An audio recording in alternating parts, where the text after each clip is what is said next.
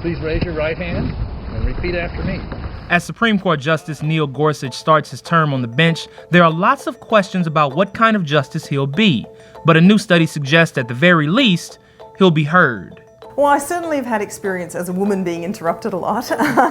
Northwestern professor Tanya Jacoby has found that male Supreme Court justices interrupt their female counterparts 3 times as often as they interrupt each other. Not only that, but conservative justices interrupt the liberal ones twice as often as the reverse. It's hard to think of a more powerful woman in the world, right, other than Angela Merkel perhaps. Women who've reached the highest echelon of a high status profession, and yet they're still experiencing it.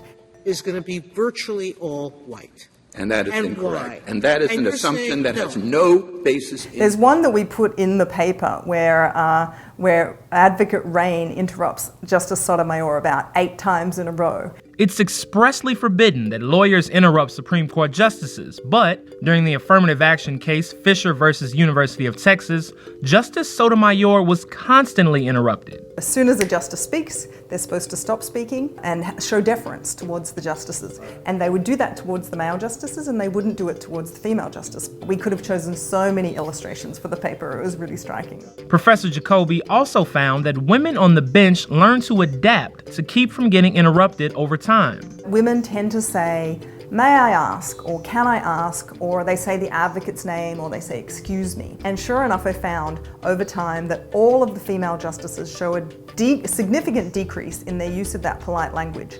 And this effort to cut polite language is something all female justices have done, from Sandra Day O'Connor, the first woman to take the bench in 1981, to Elena Kagan, who was confirmed in 2010. I think the most important thing we can do is consciousness raising, because I think a lot of women are feeling like this isn't recognized enough, and it's something they deal with on a day-to-day basis. The one question that remains unanswered is what role these interruptions play in the outcomes of America's most important court cases. So that's actually my next project, and we've already done some preliminary testing, and we are finding that it is actually quite predictive of outcomes. But I think you're right that that's the next natural question. We'll have to wait for part 2 for that.